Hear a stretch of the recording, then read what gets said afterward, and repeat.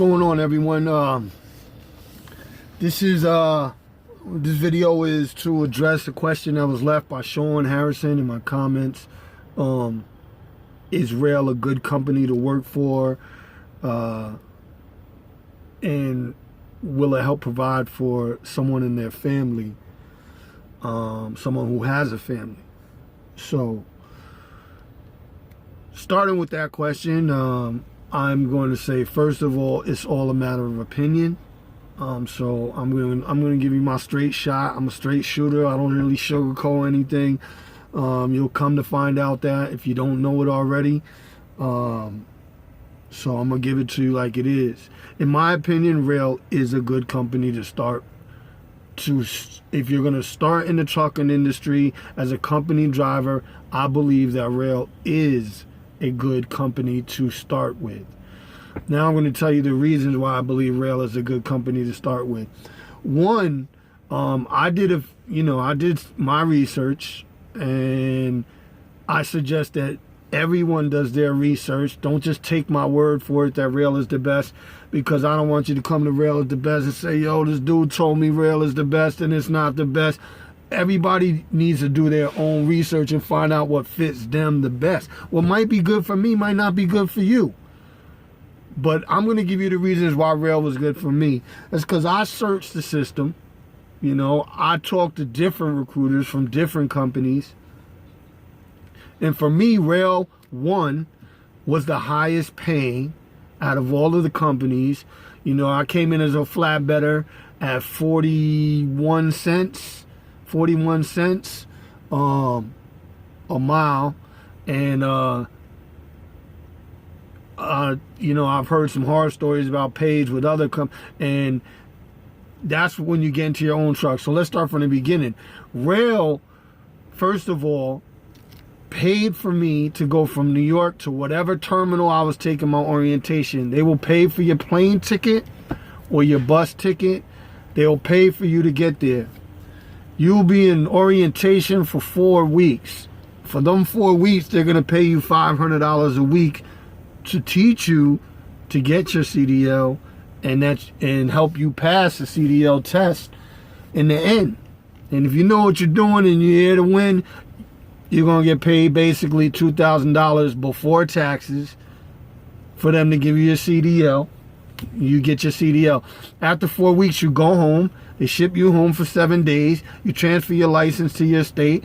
Then they get a trainer to you, or they get you to a trainer. In my case, they actually flew me out to a trainer, got me on a plane, flew me down to Georgia.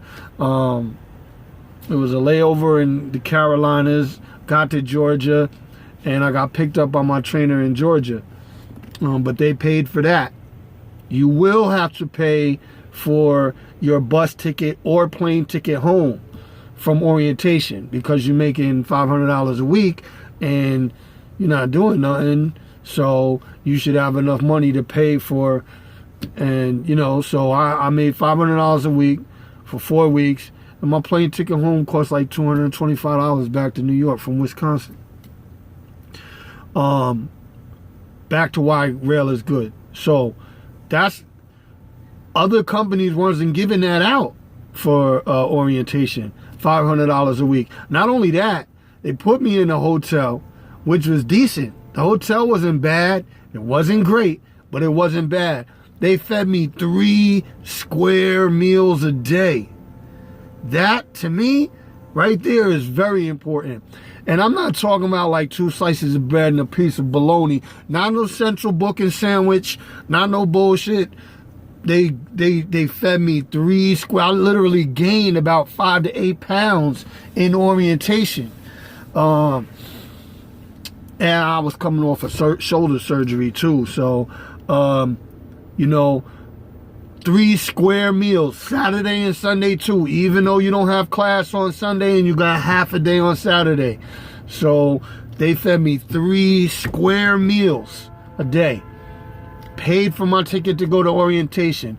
Paid me $500 a week before taxes to learn how to drive the truck. And at the end of it all, when I ended up in my own truck, I would have ended up at 41 cents a mile. Now, according to all the other recruiters that I spoke to, their pay, their orientation program, none of it came close to Roehl. Not even close. And I've heard horror stories from other people from other companies about their orientation programs. Now, what do I like about their orientation program? And I'll be honest with you, besides the money, what I really like most about Roehl is their safety. They stress safety. And if you don't know, there's 11, what is it, 11? I think the statistics are, there's 11 fatal truck accidents a day. Yes, a day. 11. Like, when you think about it, that number is big. 11. So Roehl stresses, and it's not only your life that you got in your hands, it's all these other people that's on the road. It's the family next to you with the baby seat in the back seat. There's a lot of, you carrying this rig 70 feet, 69 and a half feet. If you're a flatbed, you're about 65 and a half or somewhere around there. You're moving this machinery down the road at speeds that can wipe out multiple lives, including your own. So Roehl is big on the safety, and I'm big on that because I want to get home to my kids. I want to see my kids grow, flourish. I want to live life. It's the bottom line, So, and they have this structured safety method called the Safe 7 that, it might sound corny to you or corny to whoever's listening to this, but the Safe 7, if you abide by the Safe 7 that they teach you, you really can't fail unless some knucklehead or some asshole is flying down the road and hits you and there's nothing you can do about it. But as far as if you follow the Safe 7, if I follow the Safe 7, it's almost like bulletproof. And the Safe 7 is slow down, stay back, know what's happening, yield to others, prepare to drive, and reduce the risk. Slow down, stay back, know what's happening, yield to others, prepare to drive, expect the expected, that's the one I missed, and reduce the risk. Now, I'm not going to go through what each of those mean. If you come to Roehl, you'll understand it completely, fully. It's really self-explanatory if you pause and listen to the video. However, if you follow those 7 rules, you can't lose. And there's other companies out here that will bring you in. They're training you in like 2 weeks and throwing you into this machine and expecting you to perform, with high expectations.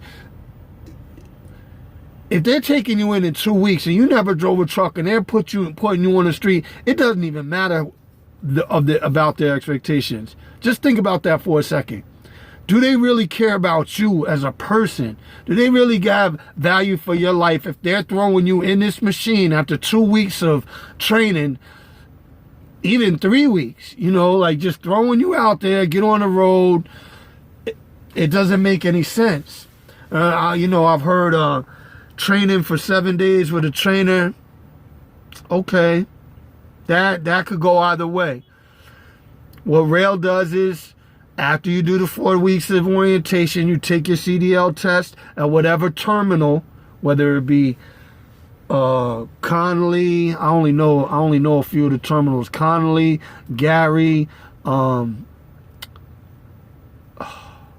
Marshfield in Wisconsin. I think we have a terminal in Dallas, if I'm not mistaken. I think there's a terminal in Appleton. So, what happens is you do your orientation, you take your driver's CDL test with Roehl. After you pass, They send you home, go home to your home state, get your license transferred over, then you go out with your trainer. Roehl pays you $90 a day. For a 6-hour day, $90 a day with the trainer, who you need to be with at the least 10 days, but they schedule you for 14 days. If you need more training, you'll stay with the trainer longer at $90 a day for 6 hours a day. So, and the trainers, for the most part, they make sure that you get that 6 hours in a day. So you don't have to worry about not getting the 6 hours. Just count it as $90 a day. You're going to make $90 a day, Monday through Sunday, unless the trainer has to do a 34-hour reset or reset all day where you both ain't working for some odd reason. Which even when the trainer's doing a 34-hour reset, to be quite honest, you still can get your 6 in, because you don't have to do a 34-hour reset at 6 hours a day. So that's what my trainer did for me. You're going to get your $90 a day. So after the 14 days, they give you a driver skill evaluation test. Then they put you in your own truck. Now, another thing I like about Roehl is their equipment. Their equipment is official. That I will admit. You know, their trucks are fairly new. They sell their trucks between 275 and 350,000 miles, so it won't get no, you know, your truck at the most might be 2 years old, unless you just choose to be stubborn, or you own your own truck and or you're leasing an old truck that you just don't want to get rid of. But if you're a company driver, your truck is at the least, at most is going to be 2 years old. Or I want to say 2.5 to 3 years old, because, like I said, they sell them between $275. I've heard of them being sold in before $275. Let's say between 250,000 and 350,000 miles, they sell the trucks. That's how they turn over trucks, and they get new trucks, and they put you in a new truck or another truck. As far as flatbed, the equipment they have for flatbed and the way they have the flatbed truck set up is good. All except for one thing about their tarps, and what I suggest they do, but I haven't suggested it to them because I really don't think they'll listen. I mean, who am I? What they need to do is weld boxes onto, and I got this idea from my man Scott, so let me not take credit for it. I don't know why I didn't think of it, but what they should do is weld boxes onto the flatbeds, and each flatbed carry its own tarps. That's what should be done, rather than, so it saves the driver from having to transfer tarps from flatbed to flatbed. If you're picking up a relay, that flatbed has all its tarps, and you're dropping off your flatbed you're dropping off has all your tarps. There's no switching of tarps. Every flatbed will always have the right amount of tarps. You won't get left with just lumber tarps throwing them over steel loads. So other than that, I mean, their chains, their binders, their flatbeds, their trailers, their reefers, it's all their trucks. They have good equipment. It's up to date. The terminals are clean. I like that. Every terminal that I've been to is clean. I'm very, very particular about that. Especially being out on the road. You can imagine there's some nasty dudes out here. And some women. It's some nasty people out here. I can't deal with that. So, now, those are the things that I found. And also, I was ready to travel. So, yeah, I lived in New York, and the terminal is in Wisconsin. And the reason I say this is because these are the things you need to consider whether Roehl is good for you or not. You know, it would be nice if there was a terminal closer to New York. So, you know, does Roehl have a terminal in or around where you live? Because however, when it comes to home time, Roehl will get you home. They get me home to New York. They do get me home. So it's not like, you know, just because the terminal's all out in Wisconsin or in Indiana or somewhere else, I don't get home. I do get home. But it would be nice if there was a terminal close to home, because you could be home more frequently. So, you know, you have to have the mindset and know what you're getting into. And that's what's going to dictate whether the job is good for you or not. So, you know, are you ready to travel? Are you ready to be away from your wife and kids? Are you ready to struggle in the beginning as a new driver? And it, you know, for me, I took a pay cut coming here, and I was prepared for that. I had a little money put away, and I was prepared to take the pay cut because I got bigger plans in the end. Now, if you're single, it shouldn't be no problem. If you're single, no kids, no big responsibilities, everybody got a cell phone bill. If you don't have any big responsibilities, it shouldn't be any problem. But, you know, if you got a wife and kids, you got an apartment, you got rent, you got mortgage, and all these other, you know, utility bills, medical bills, you have to understand that in the beginning, you're a struggling driver. So I don't know what your money situation is like now, but coming in, depending on what you're pulling too, what type of freight you're pulling, if you're on flatbed, if you're on reefer, or if you're on van, you know, your miles is how many miles you're doing, how well, you know, how good of a driver you are, how willing you are to hustle and, you know, just get miles. Like, if you push yourself to, you know, do better and better and better, you know, each week, you know, you push yourself for that 3,000 mile week every week, then, you know, that's good. But no matter what, you're coming in as a struggling driver. So that first month, even 2 months, it can be rough. What I would suggest is, if you do come to Roehl, that's just me, I would suggest, if you want to get miles and consistent miles, the reefer division is where it's at. How do I know this? Because I did flatbed. Flatbed is also has its season where it drops off the map. Also, I didn't get enough miles in flatbed, and I'm a hustler. Reefer is consistent. The food is always moving. It's not like, you know, flatbed caters to architectural construction, fabrication, and tons of other things, but food is always moving. You get me? Food is always moving. So the reefer division, the refrigerator division, to me is where it's at.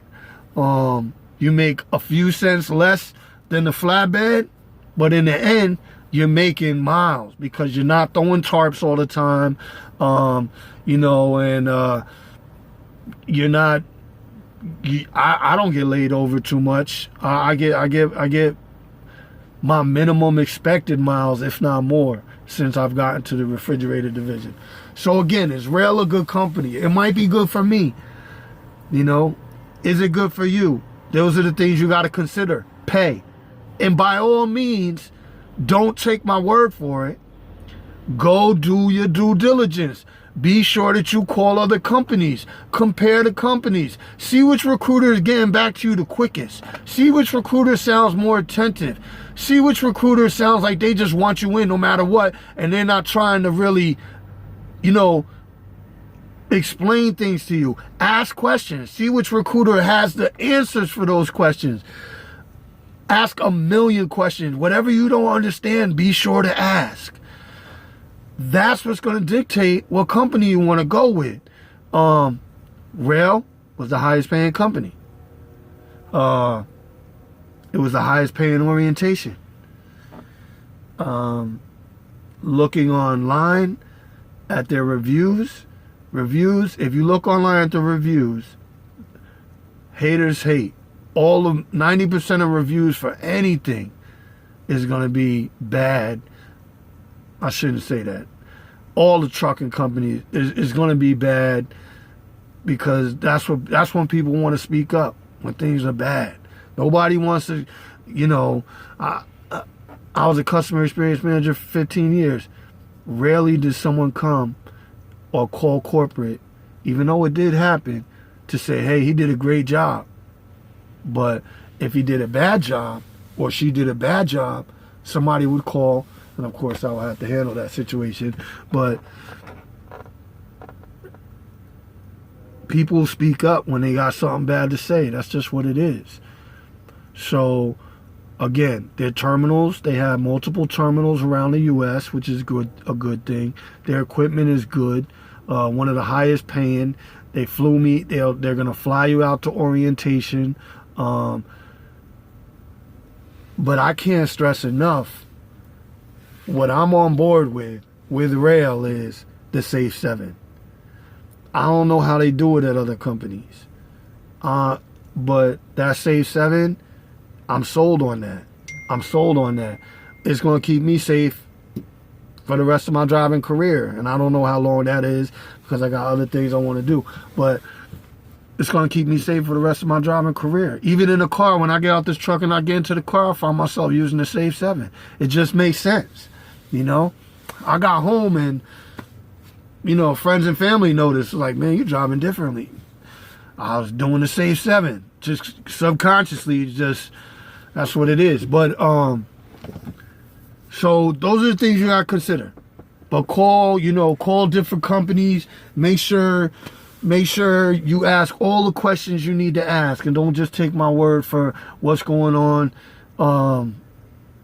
You know, make sure you ask all the questions that you really need to ask, that to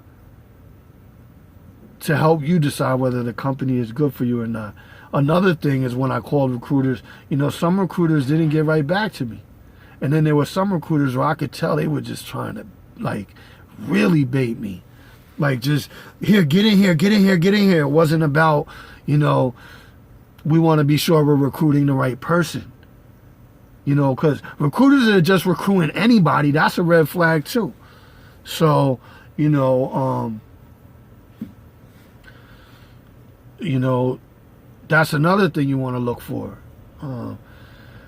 But remember that recruiters will tell you anything, almost anything, to get you in. That's their job. So that's why you have to ask questions. If you're not clear on something, look, then you're not clear. If you don't understand something, it don't mean you're stupid. It don't mean you're ignorant.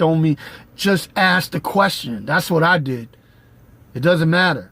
And I'm no fool. I'm not stupid. I just needed to be clear on what I was being communicated, or what was being communicated to me, so that, God forbid, you know, something came up and I needed to argue it.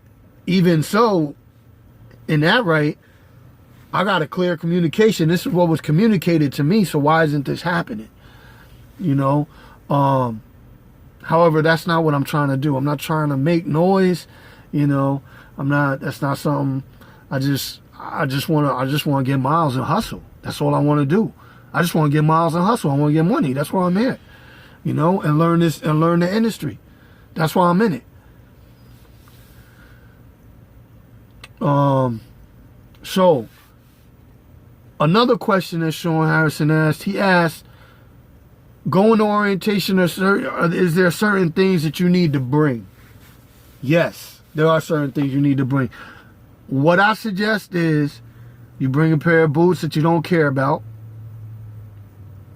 Straight music. Bring a pair of boots that you don't care about. You can bring sneakers if you want, if you don't care about them. They want you to have boots. Bring a pair of gloves that you don't care about, because you're working with the trucks, you're going to get dirty, oil, you know. You need to bring a pair of blue jeans that you can bend down and get up in, because you're going to be doing a lot of climbing in and out of the truck and climbing under the trailer, so you can inspect your kingpins and doing all that. If you're wearing skinny jeans that's hugging your ass so tight you can't bend over, that's not going to work. Or if you're wearing jeans that just don't fit and they're sliding off your ass so bad that they're falling down to your ankles, that's not going to work neither. So wear some comfortable jeans. You can wear sweatpants. There were people wearing sweatpants. They didn't say anything. Roehl is going to give you a list of all the things. They're going to walk you through the entire process, which is another thing. That's good. So you're going to get a list of things, Mr. Harrison. They're going to give you a list the recruiter is going to send you PDF file of the list of things you need to bring. Are there any things on that list? Any things on that list that I should have brought? What I would say is bring your own covers and sheets if you don't like using motel covers and sheets. Now, I take the motel cover, the hotel covers, it's a hotel. Take the hotel or motel cover off and throw it on the floor because I don't use the top ever. Anytime I go to a hotel or motel. But I use a sheet. So I don't have a problem with that. I wash my ass every night in the shower, and so that's not a problem. You definitely need to bring everything for your own hygiene, soap, all that type of stuff. So, Roehl is going to walk you through the entire process, which is another thing I liked. They walked you through it. The last thing I'm going to say is I met good people. I met good people, at Roehl. I made some friends, there's some good fleet managers here too. My fleet manager on the reefer side is amazing. There's two of them that I know from the reefer side, and both of them have treated me very well. There's some trainers. There's two trainers, one that's no longer there, and another one, I